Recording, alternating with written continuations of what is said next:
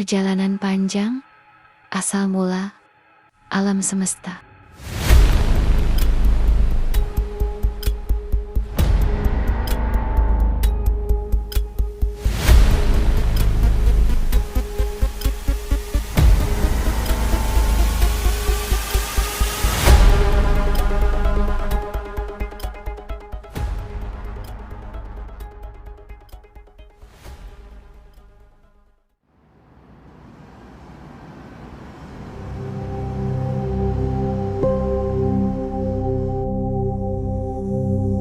Teori yang paling diterima secara luas oleh para ilmuwan adalah teori Big Bang. Teori ini menyatakan bahwa alam semesta kita berasal dari sebuah titik yang sangat kecil dan padat, yang kemudian meledak sekitar 13,8 miliar tahun yang lalu.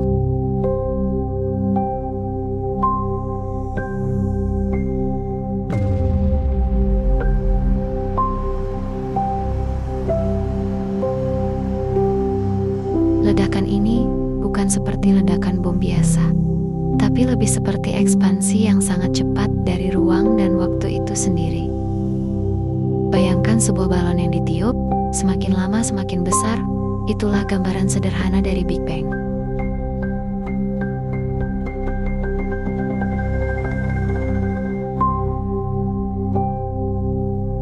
Teori Big Bang didukung oleh bukti kuat seperti pergeseran merah Hubble, radiasi latar belakang kosmik, dan kelimpahan unsur ringan.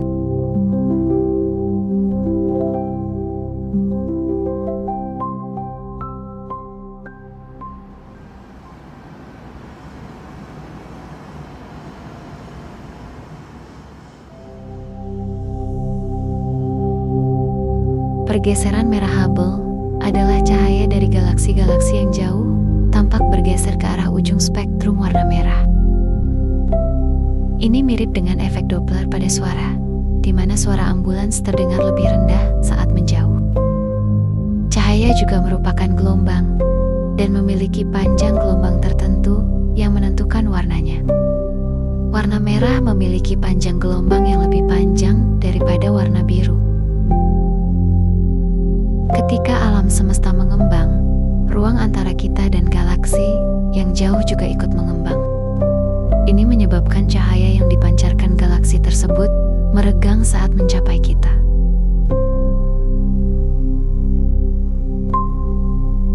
Karena cahaya meregang, panjang gelombangnya bertambah. Ini menyebabkan cahaya tersebut bergeser ke arah warna merah dalam spektrum cahaya.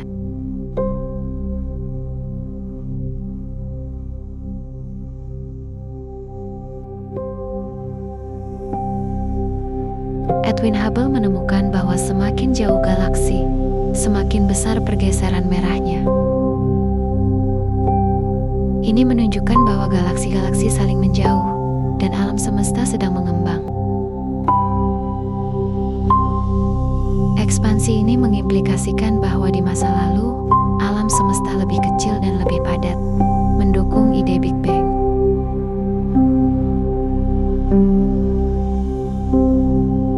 Penemuan Hubble ini punya implikasi yang sangat besar. Ini menunjukkan bahwa alam semesta kita tidak statis, tapi sedang mengembang.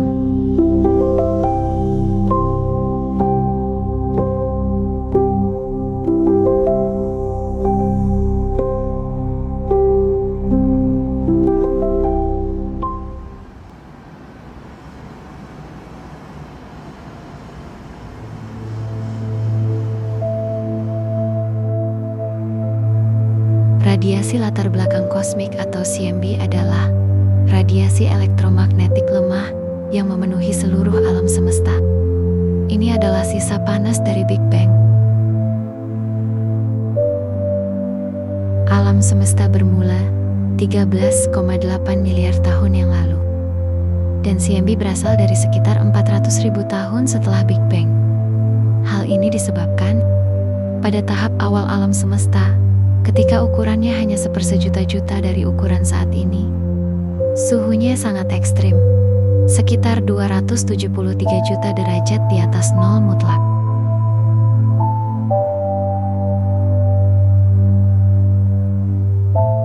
Radiasi latar belakang kosmik dijelaskan sebagai radiasi yang tersisa dari tahap awal perkembangan alam semesta.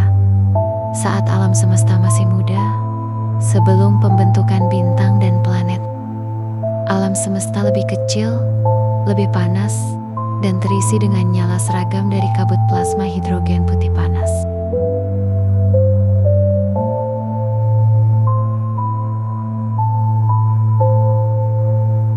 Begitu alam semesta mengembang, plasma dan radiasi yang mengisinya mendingin. Saat alam semesta sudah cukup dingin, proton dan elektron dapat membentuk atom netral. Atom tersebut tak lagi dapat menyerap radiasi termal, dan alam semesta menjadi transparan daripada berkabut. Kosmolog menyebut masa pembentukan atom netral pertama sebagai masa rekombinasi.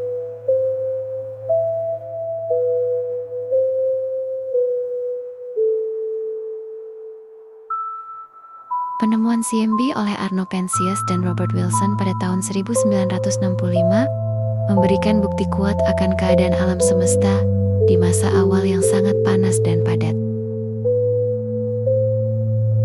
Fluktuasi kecil dalam suhu dan kepadatan CMB juga memberikan informasi tentang asal-usul struktur alam semesta.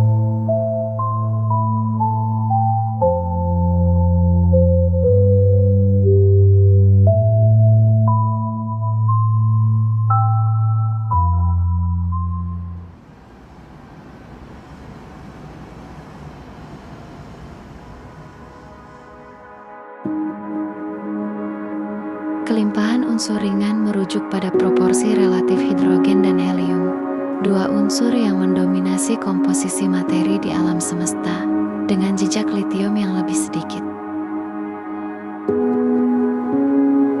Sebagian besar hidrogen dan helium ini tercipta dalam rentang waktu yang sangat singkat setelah Big Bang, melalui serangkaian reaksi nuklir yang dikenal sebagai nukleosintesis Big Bang. Proses ini terjadi dalam beberapa ratus detik pertama setelah kelahiran alam semesta. Ketika suhu dan kepadatan masih sangat tinggi, memungkinkan inti atom untuk berfusi dan membentuk unsur-unsur ringan. Sebelum pembentukan bintang pertama, alam semesta awal didominasi oleh hidrogen sekitar 75% dan helium sekitar 25% dari total massa, dengan sedikit deuterium dan litium.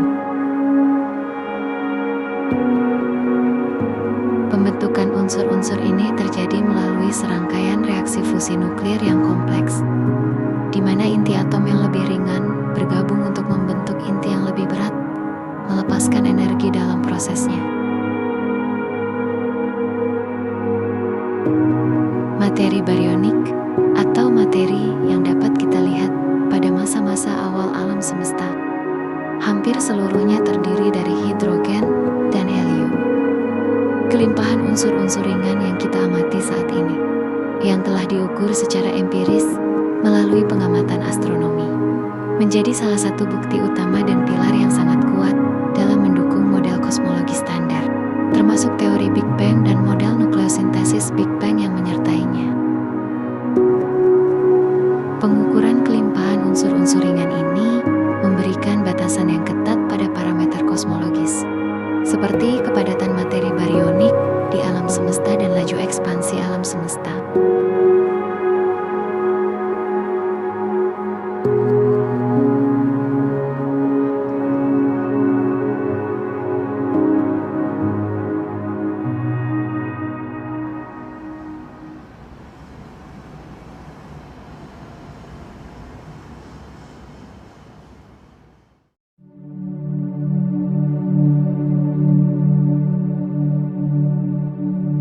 Semesta kita, dengan segala keragaman dan kompleksitasnya, berawal dari kondisi yang sangat sederhana dan ekstrim.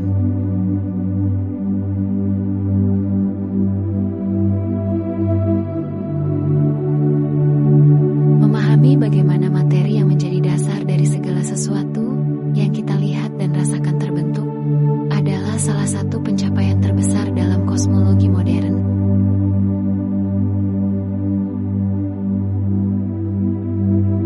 Proses ini melibatkan serangkaian peristiwa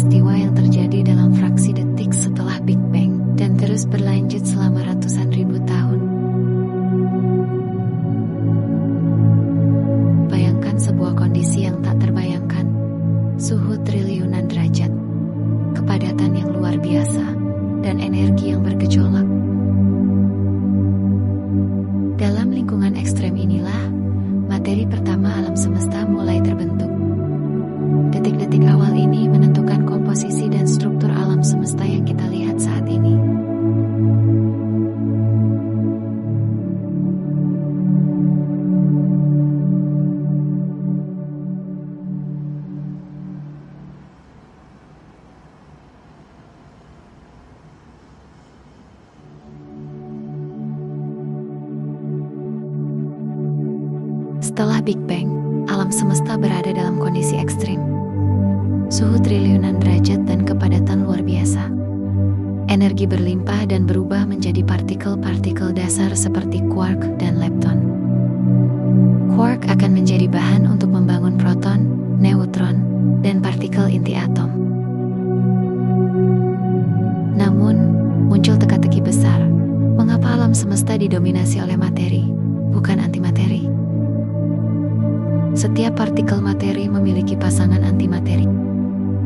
Jika alam semesta awal menghasilkan keduanya dalam jumlah sama, mereka seharusnya saling memusnahkan. Lalu, bagaimana materi bisa bertahan? Jawabannya mungkin terletak pada proses baryogenesis atau leptogenesis.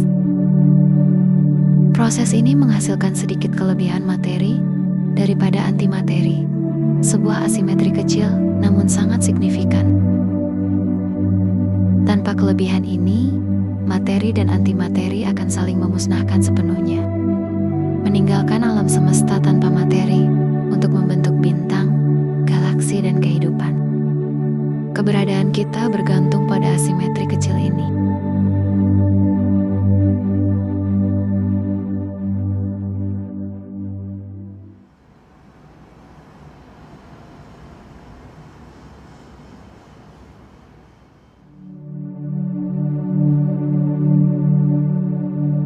Seiring dengan berjalannya waktu, alam semesta terus mengalami ekspansi dan pendinginan yang signifikan.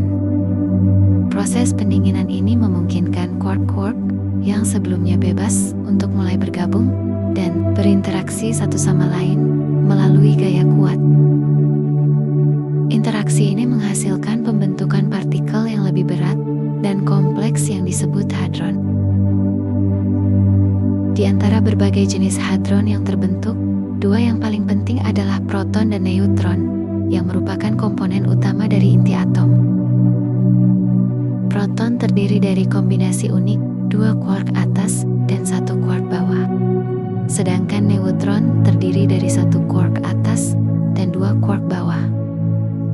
Pada tahap awal pembentukan hadron, jumlah proton dan neutron hampir sama, karena energi yang tersedia masih cukup tinggi untuk memungkinkan konversi antara keduanya. Namun, seiring dengan penurunan suhu alam semesta, perbedaan massa antara neutron dan proton mulai memainkan peran penting. Neutron sedikit lebih berat daripada proton, dan yang lebih penting, neutron tidak stabil di luar inti atom. Neutron cenderung meluruh menjadi proton, elektron, dan antineutrino melalui proses yang dikenal sebagai peluruhan beta. Akibatnya, rasio antara proton dan neutron mulai berubah seiring waktu, dengan jumlah proton secara bertahap meningkat relatif terhadap jumlah neutron. Perubahan rasio ini memiliki konsekuensi yang mendalam bagi pembentukan unsur-unsur yang lebih berat di alam semesta selanjutnya.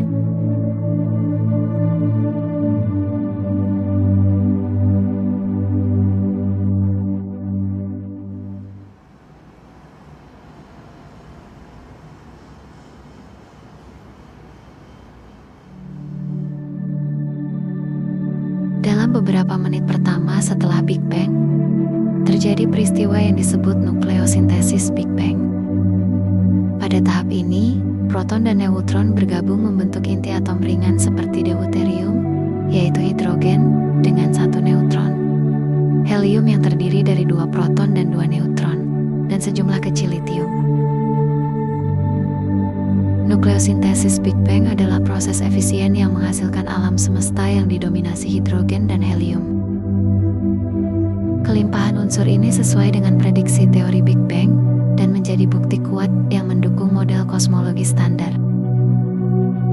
Kesesuaian ini juga memberikan batasan penting pada kondisi alam semesta awal, seperti kepadatan baryon. Proses nukleosintesis Big Bang ini sangat penting karena menentukan komposisi awal materi di alam semesta. Unsur-unsur ringan yang terbentuk selama nukleosintesis Big Bang menjadi bahan dasar untuk pembentukan bintang dan galaksi di kemudian hari. Tanpa nukleosintesis nukleosintesis Big Bang, alam semesta akan sangat berbeda dari yang kita lihat saat ini.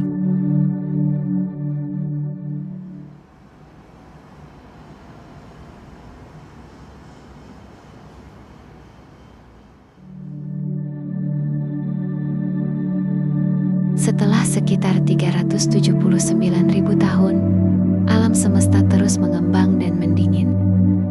Pada titik ini, suhu alam semesta telah cukup rendah, sehingga elektron yang bermuatan negatif dapat bergabung dengan inti atom yang bermuatan positif untuk membentuk atom netral. Proses ini dikenal sebagai rekombinasi.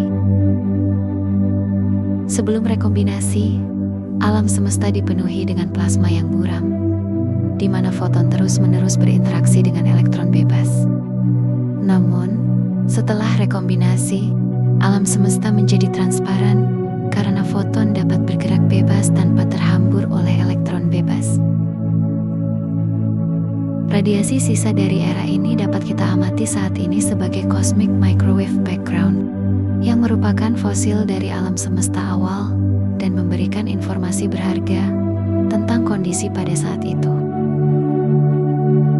Dengan demikian, pembentukan materi adalah perjalanan panjang dan kompleks yang dimulai dari energi yang sangat tinggi di Big Bang dan terus berlanjut hingga terbentuknya atom-atom yang menjadi dasar dari segala sesuatu yang kita lihat di alam semesta saat ini.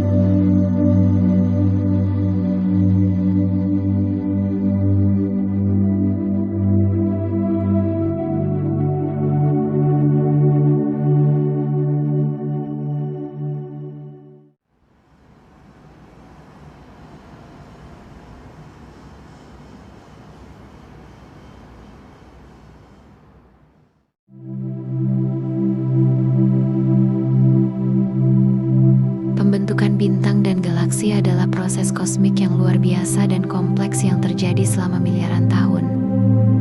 Kisah ini dimulai tak lama setelah Big Bang, ketika alam semesta yang sangat muda dipenuhi dengan plasma panas dan padat. Saat alam semesta mengembang dan mendingin, plasma ini mulai bergabung membentuk atom hidrogen, helium, dan unsur-unsur pertama yang ada.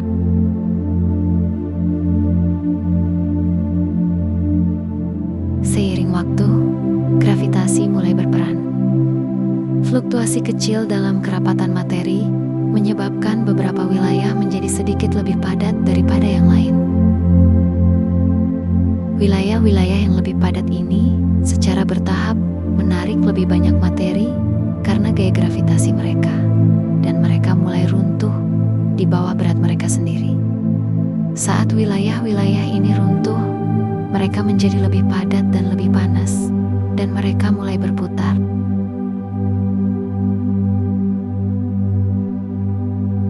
Putaran di wilayah yang runtuh ini menyebabkan mereka pipih menjadi cakram.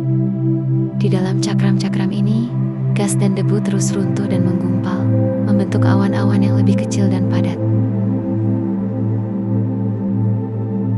Awan-awan ini pada akhirnya akan menjadi bintang. Saat sebuah awan runtuh, ia menjadi lebih panas dan lebih padat sampai mencapai suhu dan tekanan di mana fusi nuklir dapat dimulai. Fusi nuklir adalah proses yang melepaskan energi yang menyalakan bintang dan menyebabkannya bersinar.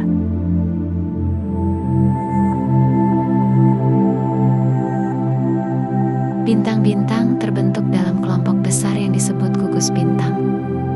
Gugus bintang dapat berisi ratusan atau bahkan ribuan bintang. Bintang-bintang dalam sebuah gugus bintang semuanya terbentuk pada waktu yang hampir bersamaan dari awan gas dan debu yang sama. Galaksi terbentuk dari penggabungan banyak gugus bintang yang lebih kecil dan awan gas dan debu. Gravitasi menyatukan gugus-gugus dan awan-awan ini, dan mereka secara bertahap bergabung untuk membentuk galaksi yang lebih besar.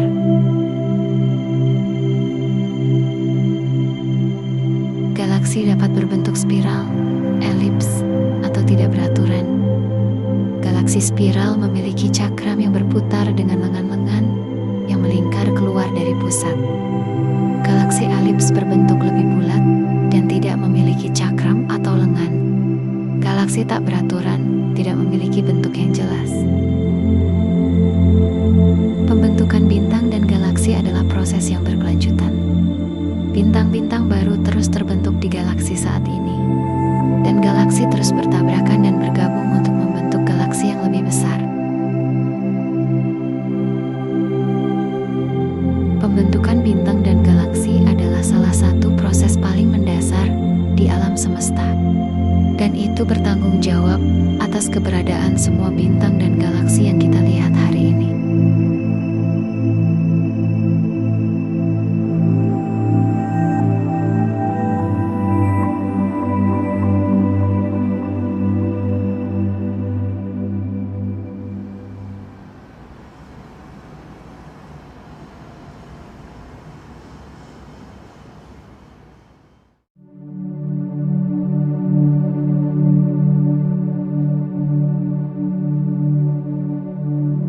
Asal mula planet dan kehidupan adalah topik yang luas dan kompleks.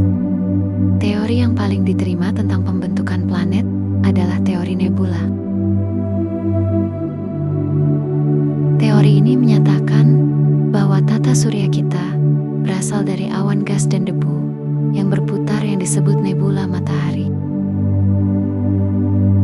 Gravitasi menyebabkan nebula ini runtuh dan berputar, membentuk cakram protoplanet. Di pusat cakram, tekanan dan suhu meningkat hingga memicu fusi nuklir dan lahirlah matahari. Dalam cakram, debu dan gas bertabrakan dan bergabung membentuk planetesimal, yang kemudian menjadi protoplanet dan akhirnya menjadi planet.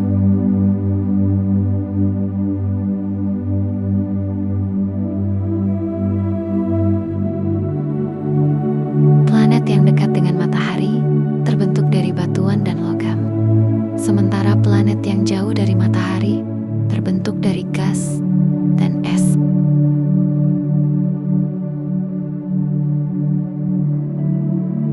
Asal mula kehidupan dijelaskan oleh teori abiogenesis yang menyatakan bahwa kehidupan muncul dari materi tak hidup. Salah satu teori abiogenesis yang terkenal adalah teori primordial soup, yang menyatakan bahwa energi dari petir atau radiasi UV mengubah gas-gas di atmosfer purba menjadi molekul organik sederhana yang terakumulasi di lautan purba.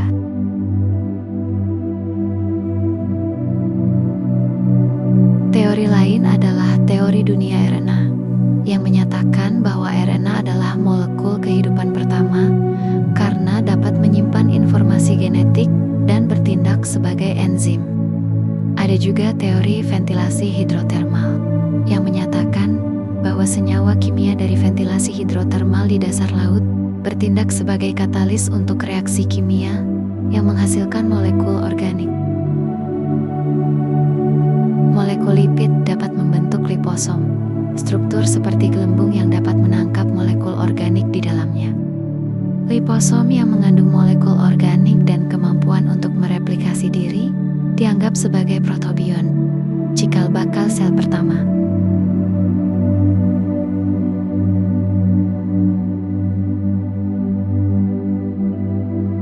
Protobion berevolusi menjadi sel prokariotik pertama, yang kemudian mengembangkan kemampuan untuk melakukan fotosintesis dan melepaskan oksigen ke atmosfer. Sel eukariotik berevolusi melalui endosimbiosis, di mana sel prokariotik menelan sel prokariotik lain dan membentuk hubungan simbiosis.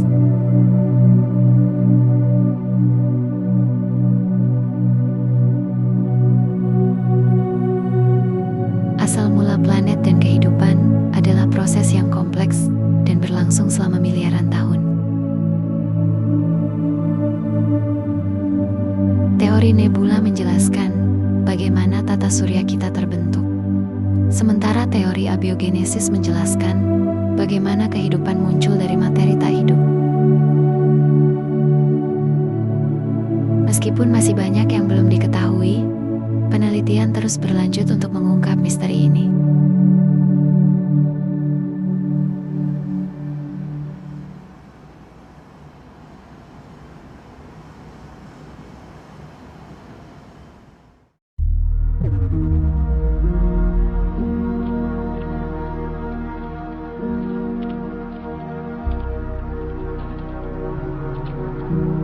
Sejak Big Bang, alam semesta kita terus mengembang, sebuah fenomena yang dipercepat oleh energi gelap.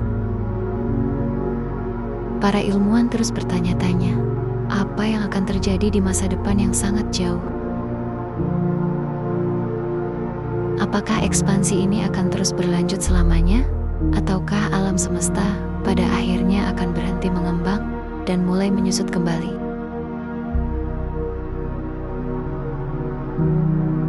Big Rip, Big Crunch, dan Big Freeze adalah teori utama yang mencoba menjawab pertanyaan mendasar ini. Masing-masing teori ini menawarkan gambaran yang sangat berbeda dan dramatis tentang bagaimana alam semesta kita akan berakhir.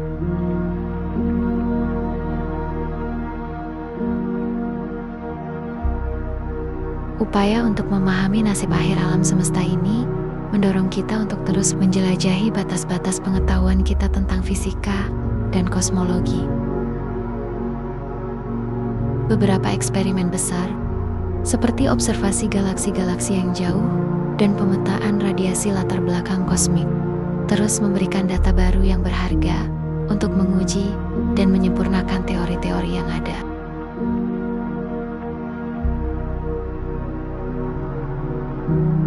Penelitian kosmologis terus berlanjut dengan tujuan untuk memahami lebih dalam sifat energi gelap yang misterius, bagaimana gravitasi bekerja dalam skala kosmik, dan hukum-hukum fisika fundamental lainnya yang mengatur alam semesta. Dengan pemahaman yang lebih baik tentang elemen-elemen kunci ini, diharapkan kita dapat mempersempit kemungkinan skenario masa depan alam semesta dan mendekati jawaban yang lebih pasti mengenai nasib akhir dari tempat kita berada ini.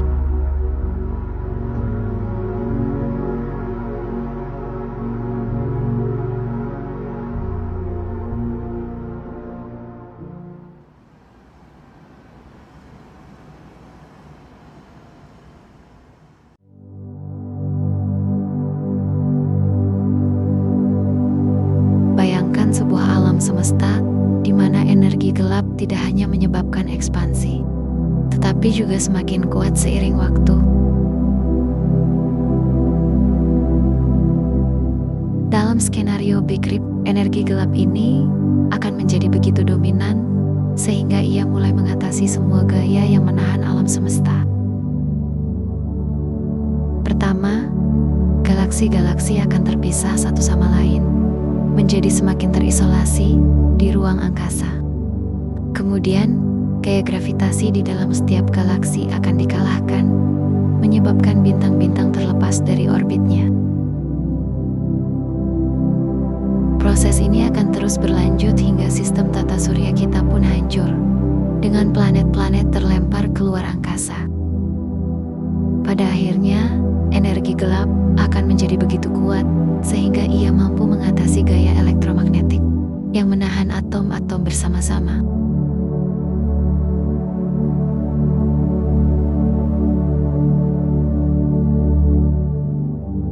Atom-atom akan terpecah menjadi partikel-partikel subatomik, dan bahkan partikel-partikel itu sendiri akan robek. Alam semesta akan berakhir dalam singularitas yang mengerikan, di mana semua materi dan energi terurai menjadi komponen-komponen dasarnya.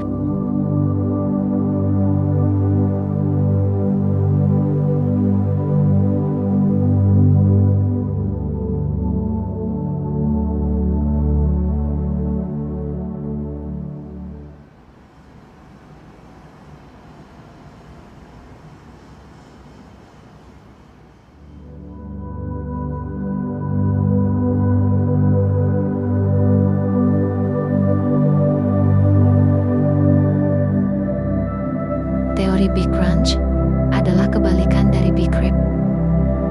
Alih-alih ekspansi yang tak terkendali, teori ini membayangkan alam semesta yang akhirnya menyerah pada gravitasi. Jika kerapatan materi dan energi di alam semesta cukup tinggi, gaya gravitasi akan mengalahkan energi gelap dan menghentikan ekspansi.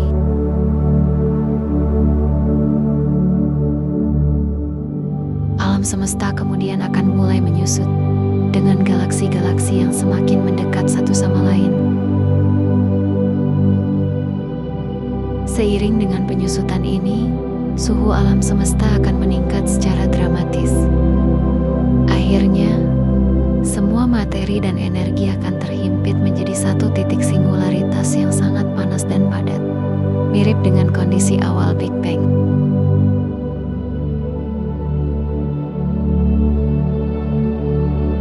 Beberapa kosmolog berspekulasi bahwa Big Crunch mungkin tidak menjadi akhir, tetapi justru menjadi awal dari siklus baru. Alam semesta mungkin memantul dari singularitas ini dan memulai fase ekspansi baru dalam peristiwa yang disebut Big Bounce.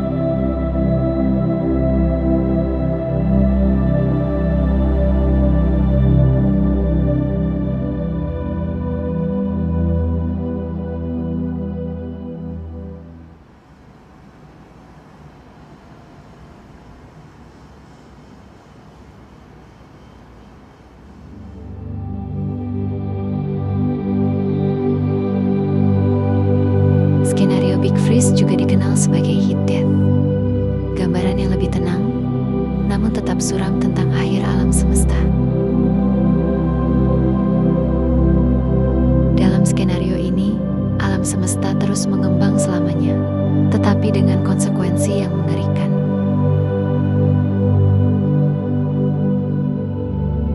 Seiring dengan ekspansi, alam semesta menjadi semakin dingin dan kurang padat.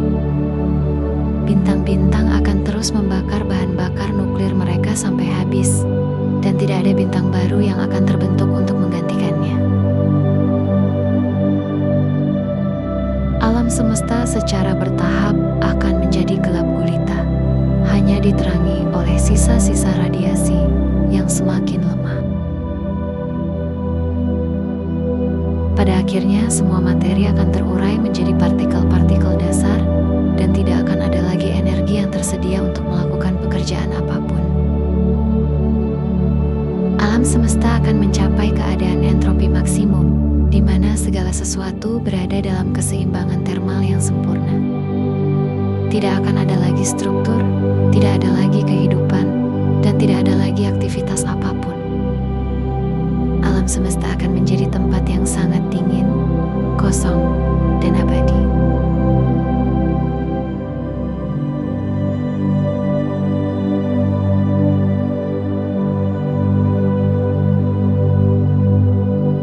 Terlepas dari skenario akhir alam semesta yang mungkin terjadi, yang terpenting adalah bagaimana kita memilih untuk menghabiskan waktu kita di sini dan sekarang.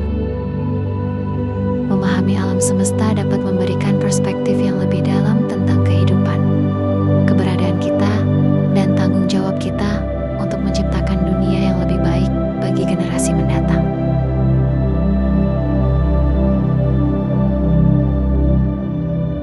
Meskipun alam semesta mungkin memiliki akhir, semangat manusia untuk mencari pengetahuan dan menciptakan makna akan terus hidup dalam sejarah dan budaya kita.